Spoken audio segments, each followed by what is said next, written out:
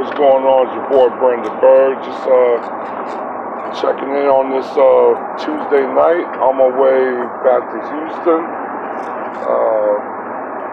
I'm probably gonna be shutting down in a few hours, so it's not gonna be like an all-nighter, but it is what it is. But yeah, I definitely want to get in here and talk about the Starbucks incident. Now, you know, Starbucks have been taking a lot of L's this week, but at the same time, I told from the racism, you shouldn't be shocked that that Starbucks as a whole is not. It's not an isolated incident. But as a whole, you have to think about it. And there's I said it before on my last share that there is a voluntary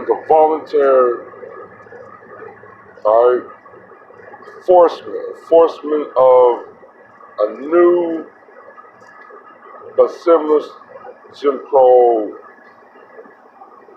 similarities. And the reason why I say that because there's a lot, even though you got a lot of places in federal law that state that you cannot ban nobody out of the establishment because of the skin, the color, creed, people are doing it anyway. You know what I'm saying? But in the back of my mind, I said, well, why? Maybe it's time that black people, instead of just complaining about being discriminated and always trying to fight an uphill climb, maybe it's time to develop a microeconomy. I have to say microeconomy because we're not that united, and we're not that focused to actually have a broad national agenda, not just an agenda, but a broad agenda of creating a social class economy. But we are able to make a micro economy. And the reason why I say micro is but there's certain pockets in black society around the country. Black people start to actually venture into more black-owned places, more black-dominated places.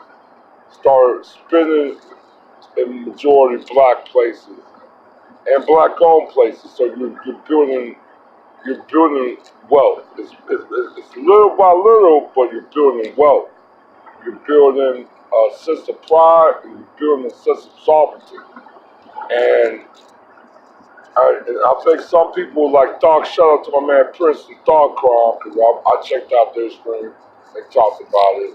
This is, to me, is a very, even though the situation was bad, this is actually a great opportunity for black people to start venturing to other coffee shops, other black-owned coffee shops, and really just have a sense of companionship and feel a sense of you're wanted and you're part of a heritage. You're part of a community. You feel like a very big sense of welcome and camaraderie. So that's what I feel like. This could be a big opportunity for black people to start venturing to actual black-owned coffee shops. And I'm gonna be honest. I did drop a video about it. You know, California is suing Starbucks right now. You know what I'm saying? They already linked ties that their coffee is tied to cancer. And I don't think it's not just a California thing. I think this is a probably maybe a national discussion. I already explained about the chemical. If you roast certain type of coffee beans that Starbucks particularly buys, um, it turned toxic. It become a toxic, and but for some reason they don't get rid of it, and it just stays in the coffee.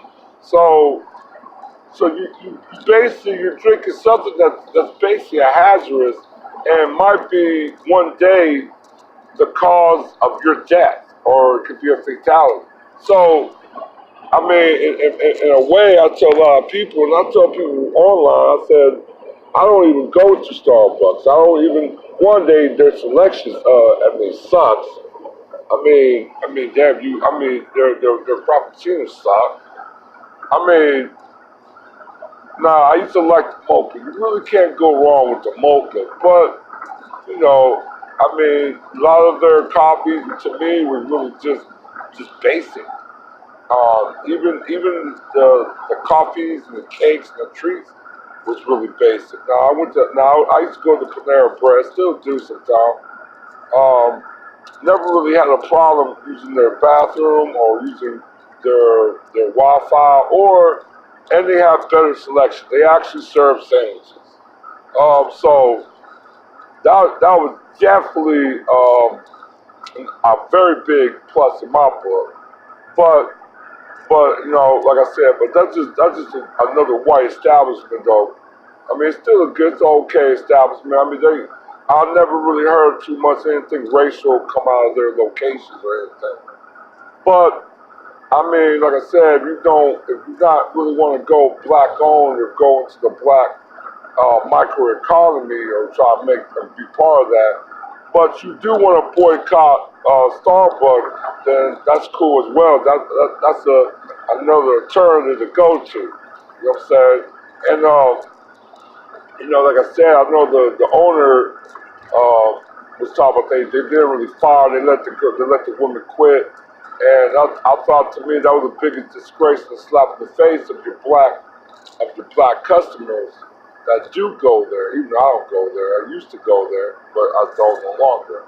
But that's a big slap in the face to a lot of black customers that probably went there over the years.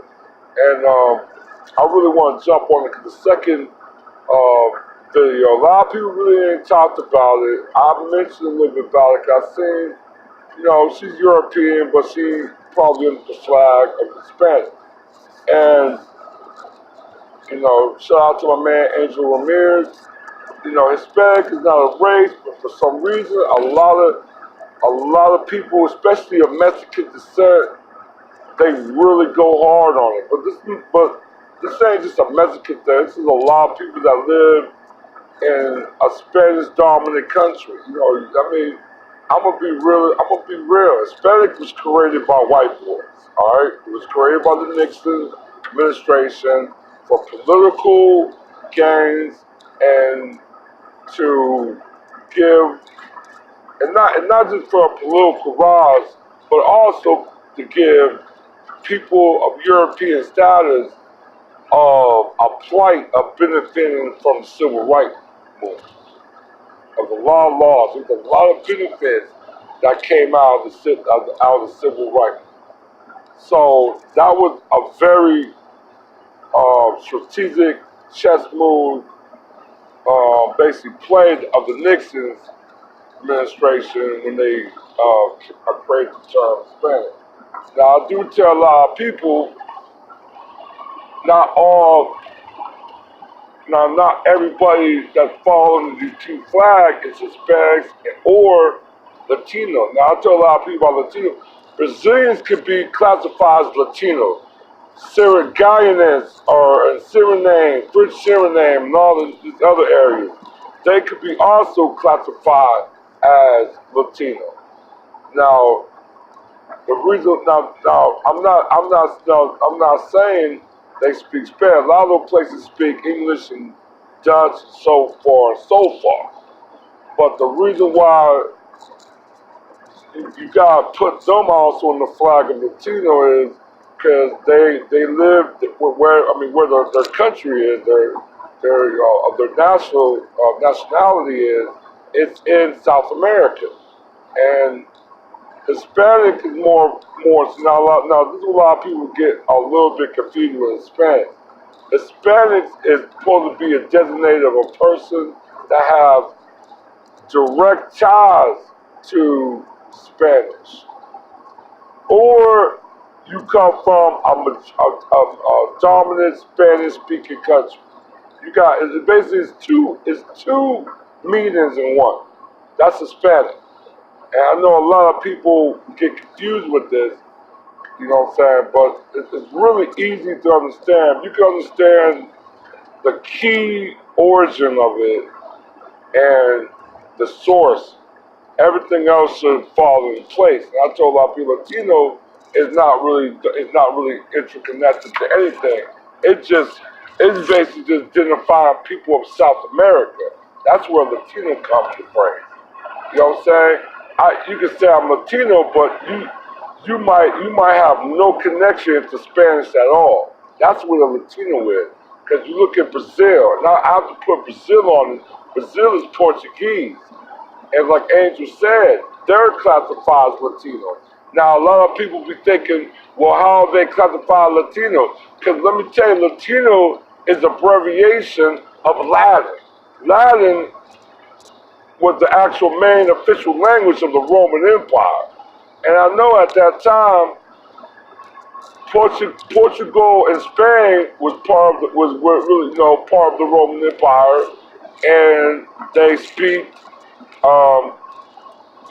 coming from the Iberian Peninsula, they speak Latin. Now there were different tongues in Latin and different ethnic and tribes, and you had different other customs, and made it a split individually, a split into languages. But the core is still Latin. But also too, um, they like I said, they not just Latin, but they have a core sense of they come from South America. So that's pretty much the definition and pretty much like and the separation of Hispanic and Latin. Now, even though people say Hispanic and Latino is interchangeable, technically they're not. But like I said, but the thing, like I told him, a lot of people will ask, like, well, but is Colombia from Hispanic? Yes, Colombia will also be under the flag of Hispanic because their origin come out of Spain. But Brazil, or Suriname, or whatever, or even French Guinea, they their their origins is not coming. It's not Spanish. It's not Spanish. It's Dutch or it's English. So that's why sometimes the term is a little bit harder than most. I know, and it's kind of crazy. 'Cause I know in Suriname, French Guinea, and Guyana, those countries are actually part of a Caribbean culture because of what they have. They speak Creole. Now Creole is speaken in other different parts of South America, but they speak Creole. They speak English. They have a certain type of culture that's more similar to the Caribbean than South America or Central America or even Mexico. So there's different subcultures under the two main cultures. Hispanic is one origin culture, but Latino is another type of subculture. It's both subliminal culture. So that's why I always tell people, man. And I kind of went in a little bit about it. I really didn't want to go too far about it. Um, but that's kind of like what it is. We do have a lot of people that have a misunderstanding, a misconception about Hispanic being a race. Even though you could be black and be Hispanic, you could be Native and be Hispanic, you could be Asian and be Hispanic, you could be white and be Hispanic. or you could be black being Latino, and vice versa down the road. It's not a set race because you have too many different types of group of people that came into those areas due to slavery, and some due to migration, and others they were already there being colonized. So you had a lot of mass rape, it was a lot of mass rape going on, a lot of mass genocide going on. So the Hispanic people, to me, they are a product of pure colonization. They are they are the epitome of what pure systematic determined colonization can do to a people or peoples. So yeah, but that's pretty much my take on that with the Hispanic. But the thing I wanted to go back with the Starbucks, because the one lady, she was Hispanic. Now I know a lot of people really didn't say too much about what the lady nationality is or ethnic, but she's Hispanic. You know what I'm saying? I think the term, and I think what she did to that brother about not giving him the code to the bathroom, down in my eyes, who would even come with some shit like that? You know, they gotta have I know some places have locks, but you know, normally they'll let you use the bathroom. You know what I'm saying? They'll let you do, they will let you use the bathroom. But, uh, but for her attitude, and then talking to him, threatening like, don't record me, he has every right to record unless he feels this is a racial unjust that just took place, and he was a victim of basically of you enforcing a Jim Crow, white supremacist action. That's a Jim Crow action. She basically enforced a Jim Crow style action on that brother. And my question to a lot of black people, maybe it's time for us to start developing our own economy. Now I ain't saying we're gonna go purely into straight independence, but we can start developing our own microeconomy.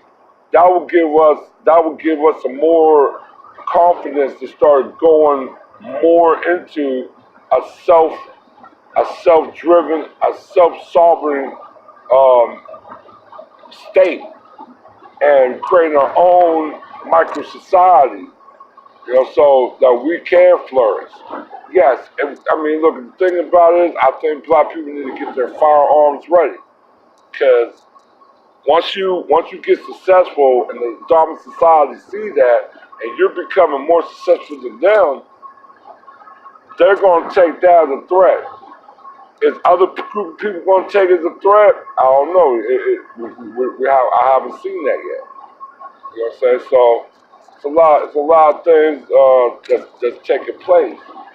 But yeah, man, I just like wanted to talk about it because I know they're closing the 8,000 stores of the locations, and they're talking about they're going to do, I think it's sensitivity, a racial. I said, look, man, that's just an excuse to basically have everybody forgive them for something that they claimed they did not know it was really happening.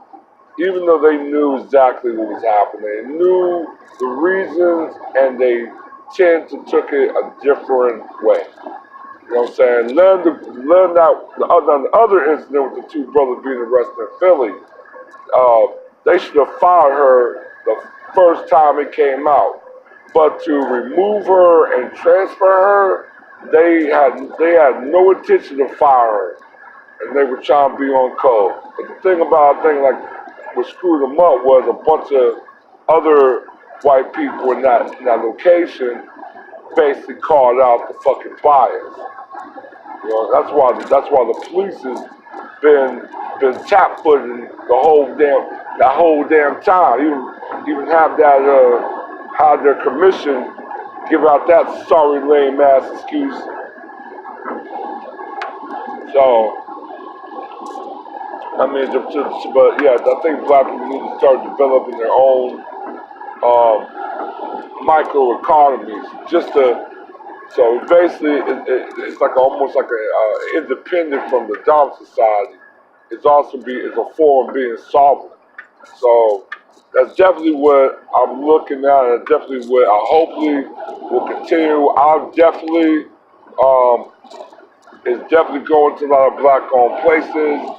I know, like I said, I always put my reviews on my Google, on the Google map, and I always like to say black-owned.